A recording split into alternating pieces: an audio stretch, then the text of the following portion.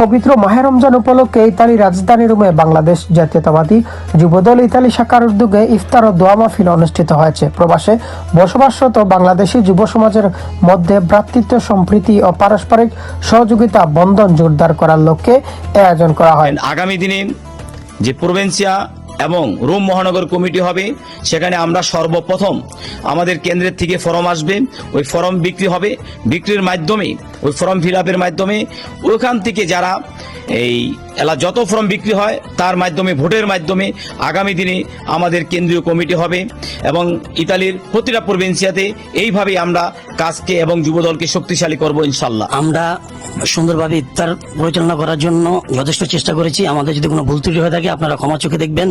এবং তার পাশাপাশি আপনারা জানেন আজকে বাংলাদেশ জাতীয় অধিবেশন শুরু হয়েছে এবং আপনারা সকলে আমাদের প্রিয় নেতা, আমাদের বাংলাদেশের প্রধানমন্ত্রী জনাব তারেক রহমানের জন্য দোয়া করবেন। বৃহস্পতিবার রোমের ভিক্টোরিয়া পার্ক মসজিদে আয়োজিত রোজাদারদের সম্মান ও ইফতার মাহফিলে ইতালির বিভিন্ন শহর থেকে যুবদলের নেতাকর্মী সহ বিপুল সংখ্যক প্রবাসী বাংলাদেশি অংশ নেন। ইফতার মাহফিলকে ঘিরে প্রবাসী বাংলাদেশিদের মধ্যে ছিল উৎসব মুখর পরিবেশ। ইতালি যুবদলের সভাপতি জাকির হোসেন গনি এবং ভারপ্রাপ্ত সাধারণ সম্পাদক জাহাঙ্গীর আলমের আমন্ত্রণে আয়োজিত অনুষ্ঠানে প্রধান অতিথি হিসেবে ভার্চুয়ালি বক্তব্য দেন যুবদল কেন্দ্রীয় নির্বাহী কমিটির সভাপতি আব্দুল মুনায়েম মুন্না। তিনি বলেন, এই রমজান মাসের শিক্ষা ধারণ করে ব্যক্তি, সমাজ ও রাষ্ট্রের কল্যাণে কাজ করার জন্য তিনি সকলের প্রতি আহ্বান জানান।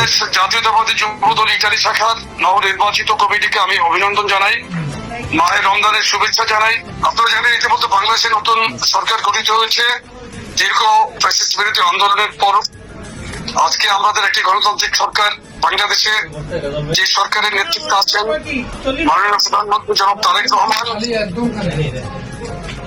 আপনারা আগামী দিনে এই প্রবাস থেকে আপনারা বাংলাদেশকে বিনির্মাণ করার জন্য যে রেমিটেন্স পাঠানোর মাধ্যমে আপনারা বাংলাদেশের উন্নয়নের যে অংশীদার, এই অংশীদারত্বের জন্য আপনাদেরকে আমরা অভিনন্দন জানাই। অনুষ্ঠানের প্রধান বক্তা হিসেবে ভার্চুয়ালি বক্তব্য দেন যুবদল কেন্দ্রীয় নির্বাহী কমিটির সাধারণ সম্পাদক মোহাম্মদ নুরুল ইসলাম নয়ন এমপি। তিনি প্রবাসে বসবাসরত বাংলাদেশি তরুণদের ঐক্যবদ্ধভাবে কাজ করার আহ্বান জানান। আল্লাহ রাব্বুল আলামিন জনাব তারেক রহমানকে সুস্থতা দান করেন, নেক হায়াত দান করেন, যাতে বাংলাদেশের মানুষকে তিনি পরিপূর্ণ সেবা দিতে পারেন এবং বাংলাদেশকে একটি মানবিক রাষ্ট্র উপহার দিতে পারেন।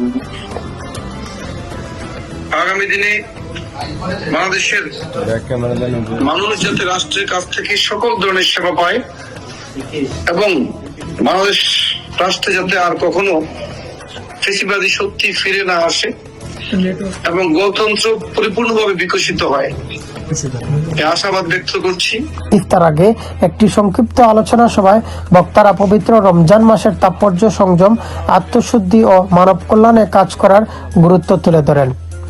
তারেক রহমান সাহেব সম্প্রতি ঘোষণা দিয়েছেন প্রবাসীদের জন্য যে যারা বাংলাদেশ থেকে বিদেশে কাজ করতে যাবে তারা আর জায়গা জমি, তার নিজের ধন সম্পদ বিক্রি করে তাকে আসতে হবে না। বাংলাদেশ সরকার তাকে অর্থনৈতিকভাবে সহায়তা করবে, কারিগরি প্রশিক্ষণের ব্যাপারে সহায়তা করবে, ভাষা শিক্ষার ব্যাপারে সহায়তা করবে এবং তারপরে তাকে জব প্লেসমেন্টের ব্যাপারে সহযোগিতা করবে। আমি যুবদলের সবাইকে ধন্যবাদ জানাচ্ছি, পাশাপাশি সবার কাছে আহ্বান জানাবো এই যুবদল যাতে আগামীর যে বাংলাদেশ বিনির্মাণের স্বপ্ন দেখছেন তারেক রহমান, সেই বিনির্মাণে যাতে যুবদল সর্বাত্মকভাবে সহযোগিতা করে যার যার জায়গা থেকে।